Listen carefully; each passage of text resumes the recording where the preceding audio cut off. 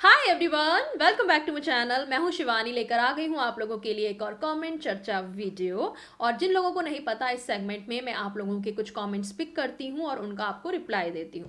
आज भी मैंने आप लोगों के काफ़ी सारे कमेंट्स पिक किए हैं जो मुझे इंटरेस्टिंग से लगे और मुझे लगा कि इन पे आपको रिप्लाई देना चाहिए, तो वो मैंने कॉमेंट्स पिक किए हैं जिनका मैं आज आपको रिप्लाई दूंगी। वीडियो पसंद आए अगर आपको तो एक लाइक ज़रूर कर देना, कॉमेंट करके मुझे अगली वीडियो के लिए भी कॉमेंट्स ज़रूर देना।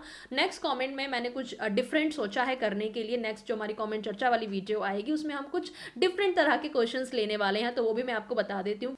तो अगले कमेंट चर्चा के वीडियो में मेरे हस्बैंड होंगे मेरे साथ में, और आप कुछ भी क्वेश्चंस ऐसे भेज सकते हो जो कि वो आंसर करें मेरे बारे में, यानी कि वो मुझे कितनी अच्छी तरह से जानते हैं या फिर मेरे बारे में उनकी किसी पर्टिकुलर चीज़ पे क्या सोच है।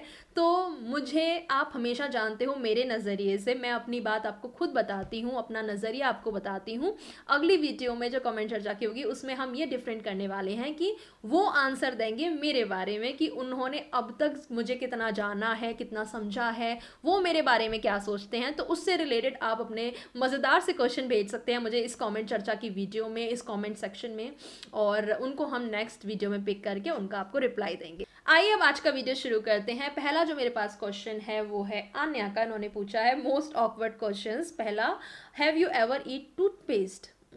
बचपन में शायद खाया हो तो पता नहीं, अदरवाइज नहीं। सेकंड आपने पूछा है have you cry without any reason because of your mood? हाँ, मेरे बहुत मूड स्विंग्स होते हैं और मैं इमोशनल हो जाती हूँ बहुत ज़्यादा, और जब से हस्बैंड है साथ में तब से वो बहुत अच्छी तरीके से मुझे संभालते हैं। थर्ड आपने पूछा है have you ever सॉलो centre fruit और एनी च्युइंगम? नहीं, मुझे इतना याद नहीं है कि मैंने ऐसा किया हो, नहीं। नेक्स्ट कमेंट पे आते हैं, वो है अमृत राज का। इन्होंने पूछा है फर्स्ट क्वेश्चन, मैम क्या मेरे लिए स्टडी के साथ पार्ट टाइम जॉब करना क्या सही रहेगा? मेरा जुलाई में बीटेक एंट्रेंस का एग्ज़ाम है। अच्छा, अभी तो मैं आपको ये बोलूँगी कि आप थोड़ा सा अपने एंट्रेंस एग्ज़ाम की तैयारी करो और एक टाइम टेबल बनाओ कि इतने टाइम में आपको ये चीज़ करनी है, इतने टाइम में ये चीज़ करनी है। और उस टाइम टेबल में अगर आपको ऐसा लगे कि आपके पास इतना टाइम है थोड़ा सा कि आप कोई पार्ट टाइम जॉब कर सकते हो, तो आप ज़रूर कीजिए। इसके साथ साथ स्टडी के टाइम में भी आप पार्ट टाइम जॉब कर सकते हो। जैसे कि मैं अगर अपनी बात करूँ तो मैंने अपनी पूरा हायर स्टडी के टाइम पे मैं टीचिंग करती थी। मेरी मदर एक्चुअली होम कोचिंग देती हैं बच्चों को, तो मैं उनके साथ में वहाँ पे मैथ्स एंड साइंस पढ़ाती थी बच्चों को, तो मेरे लिए वो मैनेजेबल था, तो इसलिए मैं कर पाती थी। बाकी आप अपना टाइम टेबल देखिए, अपनी सिचुएशन देखिए कि आप अपनी पढ़ाई और अपना पार्ट टाइम वाला जॉब मेंटेन अगर कर पाते हैं और कोई अच्छा आपको पार्ट टाइम जॉब ऐसा मिलता है कि जिसमें बहुत ज़्यादा आपका इनपुट नहीं लगने वाला, कुछ ही घंटों का आपका काम है, तो आप ज़रूर ट्राई कर सकते हैं। एंड वही वाली बात है ना कि आपको ये अपना देखना पड़ेगा कि आप दोनों चीज़ें साथ में मैनेज कर पाओ। ऐसा ना हो कि जॉब के चक्कर में आपकी पढ़ाई का नुकसान हो रहा है, और पढ़ाई अगर आप करने बैठ रहे हो तो फिर ऐसे में आपका जो जॉब की आपकी जो रिस्पॉन्सिबिलिटीज़ हैं या जो आपको काम करना है वो आप डेडलाइन पे नहीं कर पा रहे हो। तो दोनों चीज़ें इजीली मैनेज हो जाएं, ऐसा ही आप कुछ देखिए अगर हो सकता है तो। नेक्स्ट आपने पूछा है मुझसे आपके हस्बैंड गवर्नमेंट जॉब करते हैं या प्राइवेट? मेरे हस्बैंड प्राइवेट जॉब ही करते हैं। नेक्स्ट क्वेश्चन पे आते हैं जो कि क्रेजी शालिनी चौहान का है। इन्होंने पूछा है why our generation is going for physical relation rather than respect and loyal relationship, and if girl and boy is going for physical relation with own wishes then don't blame to each other like she he cheats me. Okay dear, आपने मुझसे यहाँ पे दो चीज़ें पूछी हैं और मैं दोनों का ही रिप्लाई आपको अलग अलग देना चाहूँगी बिकॉज दोनों ही बातें डिफरेंट हैं। पहला आपने मुझसे पूछा why our generation is going for physical relation rather than respect and loyalful relationship. देखो, बिकॉज क्या है ना कि आज की जनरेशन इन्फ्लुएंस बहुत जल्दी हो जाती है, और जो चीज़ें हम देखते हैं कि मूवीज़ में हो रही हैं या फिर बाहर हमारी कंट्री के बाहर जिस तरह का कल्चर है कि लिव इन रिलेशनशिप बहुत ज़्यादा है ओपनली, और सिंगल मदर सिंगल फादर हैं वहाँ पे, और शादी एक बिल्कुल तभी उस पॉइंट पे आके करते हैं जब बिल्कुल श्योर हों। तो उस तरह के कल्चर से हम बहुत ज़्यादा इन्फ्लुएंस्ड हैं, और वो हमारे यहाँ के कल्चर से थोड़ा सा मैच नहीं अभी हो पा रहा है।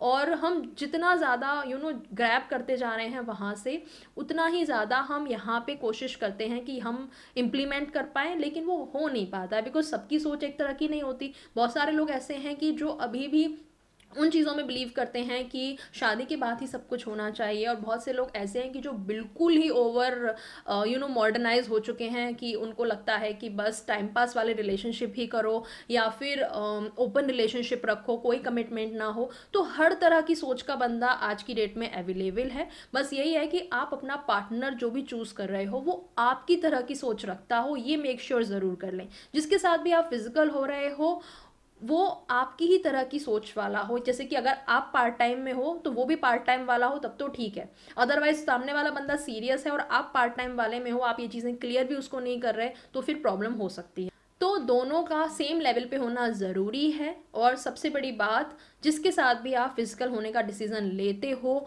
बहुत सोच समझ के लीजिए। अगर आपके लिए ये चीज़ सीरियस है, आप एक रिलेशनशिप ऐसे में हो जिसमें आप सीरियसली हो, लॉयल्टी के साथ हो और फ्यूचर आप अपना उसमें देखते हो, तो मेक श्योर ज़रूर कर लेना चाहिए कि सामने वाला भी उतना ही आपके लिए लॉयल हो, उतना ही सीरियस हो, तभी सिर्फ फिजिकल में जाइए। अदरवाइज हमेशा वेट ही करिए।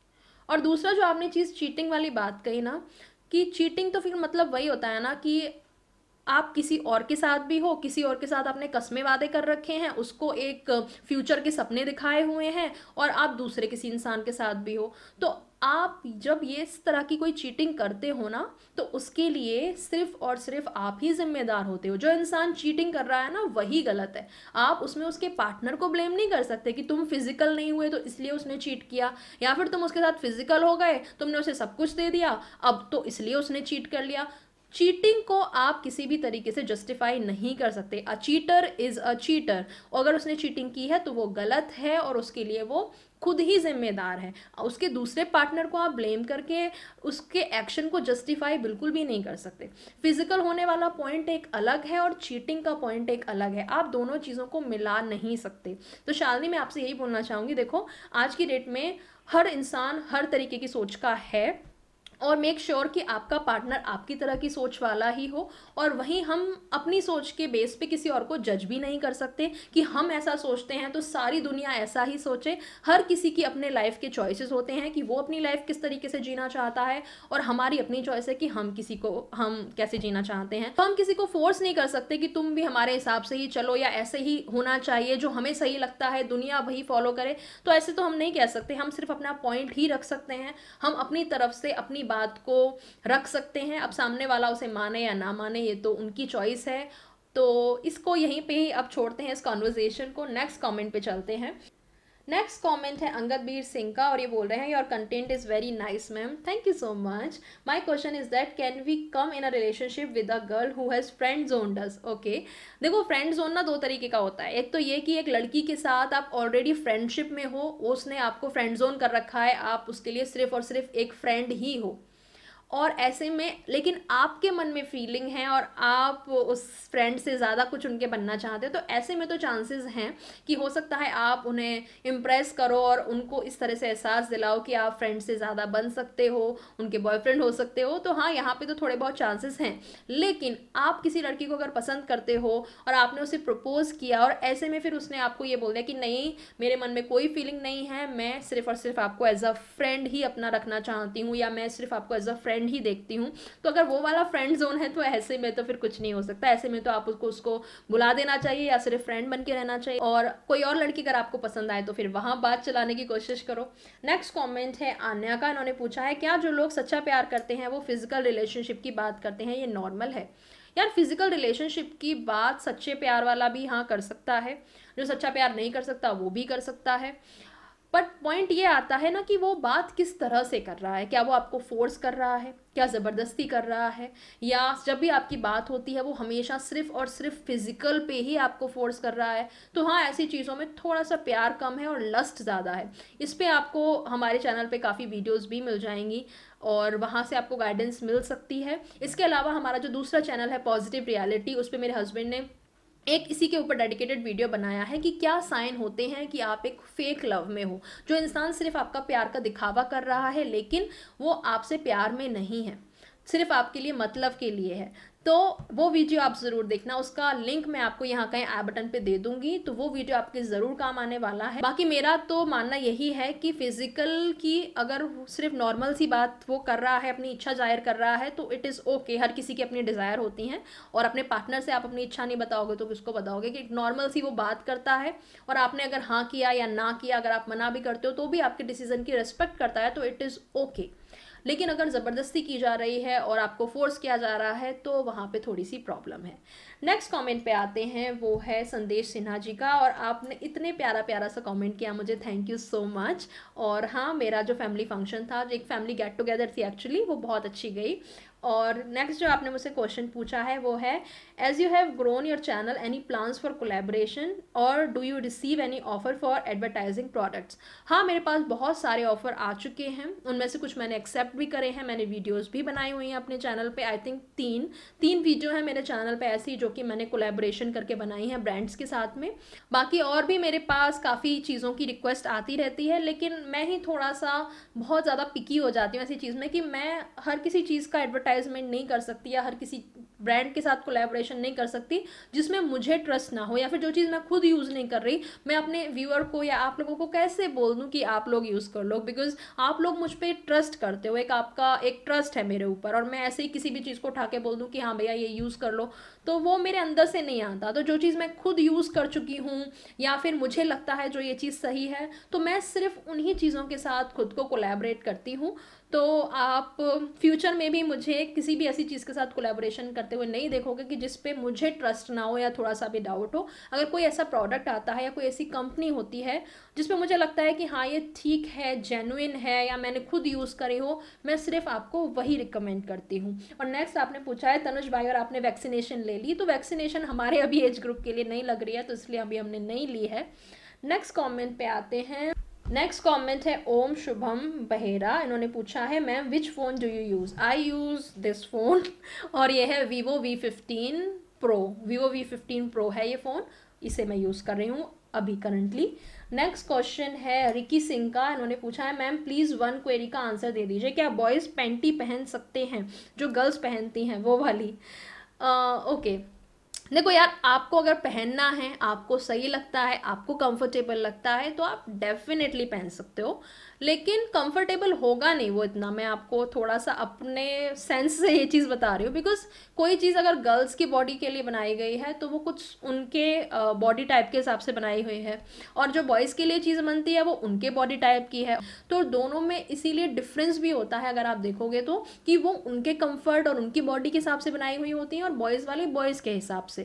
तो कंफर्टेबल में थोड़ा सा डिफरेंस होने वाला है कि शायद वो आपको कंफर्टेबल ना लगे, बट अगेन वही वाली बात है ना, ये आपकी पर्सनल चॉइस है। आप देखो, अगर आपको लगता है तो आप डेफिनेटली पहन सकते हो, बाकी नहीं तो कोई रीज़न ही होगा ना कि वो जेंडर बाइज चीज़ बनाई गई है। तो इसीलिए अगर आप मुझसे पूछोगे तो आई थिंक नहीं पहननी चाहिए, आपको अपने बॉडी के टाइप के हिसाब की चीज़ ही पहननी चाहिए। नेक्स्ट कमेंट पे आते हैं, वो है गुड्डू पांडे का, उन्होंने पूछा है मैम आप कहाँ से हो। मैं दिल्ली NCR से हूँ।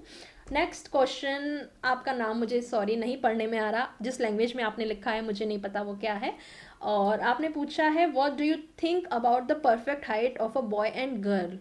यार परफेक्ट हाइट जैसा कुछ अगर होता भी होगा ना तो आई डोंट नो क्या होती है, और इट डजेंट मैटर यार। हर किसी की हाइट अपने आप में परफेक्ट होती है, हर किसी को अपनी हाइट को परफेक्ट ही समझना चाहिए, क्योंकि ये हमारे हाथ में तो है नहीं कि अच्छा इतनी हाइट परफेक्ट है और हमारी इतनी होनी चाहिए तो हम खुद से अपनी कर लें, नहीं ना, ये तो नेचुरल चीज़ें होती हैं। तो आई थिंक इसमें इतना नहीं जाना चाहिए कि क्या परफेक्ट है और फिर सोचो कि मेरी क्यों नहीं है इतनी।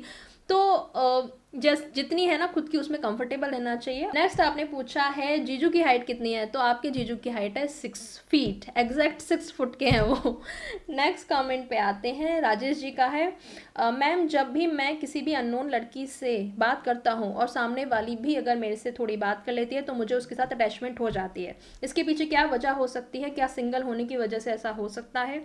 Gives tips to stay away from this, thank you so much. Single होने की वजह से हाँ हो सकता है, और इसके अलावा तो हर किसी का एक नेचर होता है। हो सकता है आपका नेचर ही ऐसा हो कि आप बहुत जल्दी किसी से अटैच हो जाते हो, इमोशनल हो जाते हो, तो हो सकता है इसलिए भी होता हो। और एक अगर आपको ठीक कैसे करना है ये चीज़ कि आपको अटैचमेंट ना हो, तो इसके लिए तो आपको खुद पे कंट्रोल करना पड़ेगा। थोड़ा सा आपको अपने दिमाग पे, अपनी फीलिंग्स पे कंट्रोल आपको रखना पड़ेगा। बिकॉज आपके इस तरह के कॉमेंट मुझे पहले भी मिले हैं, जैसे कि आपने मेरी ब्रेकअप वाली जो वीडियो थी उस पर कॉमेंट किया था कि आपको अपने एक्स की बहुत याद आ रही है, आप नहीं कंट्रोल कर पा रहे हो। और एक और आपने मुझे आई थिंक वेट ड्रीम्स वाला भी कमेंट किया था। तो ये सारी ही चीज़ें, चाहे ये कमेंट हो चाहे वो कमेंट्स हो, इन सब का एक ही सॉल्यूशन है कि अपनी फीलिंग्स पे, अपने माइंड में हमारी जो चीज़ें चलती रहती हैं उन पे, और बेसिकली अपने माइंड पे आपको कंट्रोल करना आना चाहिए। आप अपने माइंड को किस डायरेक्शन में ले जाओगे, वहीं पे ही इन सारी चीज़ों का सोल्यूशन है। इसमें मैं या कोई और आपकी हेल्प नहीं कर सकता। यहाँ पे आपको अपनी खुद की ही हेल्प करनी होगी। अपनी फीलिंग्स पे और अपने माइंड पे आप जितना अच्छे से काबू कर पाएँ, उतनी ही जल्दी आपको इन सारी चीज़ों का सोल्यूशन मिल जाएगा। अगर आपके मन में कोई फीलिंग आती भी है, अगर आप फॉर एग्जाम्पल अपनी एक्स को याद करते हो बहुत ज़्यादा, तो यहाँ पे आपको खुद को ही समझाना है कि नहीं करना, मुझे नहीं जाना, मुझे उस जोन में, मुझे अपने फ्यूचर की सोचनी है। या फिर आपने जिस तरह से ये कमेंट किया कि अटैचमेंट होने से पहले आपको खुद में थोड़ा सा अपनी एक काउंसलिंग खुद की ही करनी चाहिए कि नहीं होना मुझे अटैच, अभी बहुत शुरुआत है, स्टेप बाय स्टेप किसी रिलेशनशिप में आपको जाना चाहिए। अगर हो सकता है वो लड़की जो जिसके साथ आप ये रिलेशनशिप में हो वो अभी सेकंड स्टेज पे है, लाइक वो धीरे धीरे आपको जानने समझने की कोशिश कर रही है, वहीं आप एकदम से उससे प्यार वाली फीलिंग में पड़ जाओ, बहुत ज़्यादा अटैच हो जाओ और बहुत ज़्यादा वो गहरा वाला प्यार करने लग जाओ, कि फिर हो सकता है उसे आप इतना पसंद ना हो और वो कल को बोल दे कि नहीं यार इट्स नॉट वर्किंग, और मैं तो आपके साथ नहीं अभी रहना चाहती और मैं आपके साथ रिलेशनशिप में नहीं करना चाहती। तो उसके लिए बहुत इजी होगा कि वो आपसे टाटा बाय बाय करके चली जाएगी, और आप जहाँ इतना उससे अटैच हो गए तो फिर आप वही फीलिंग में रह जाओगे और यही सोचते रह जाओगे कि यार मैं तो उससे इतना प्यार करता था, वो तो इतनी अच्छी लड़की थी, फिर भी वो मुझे छोड़ के चली गई।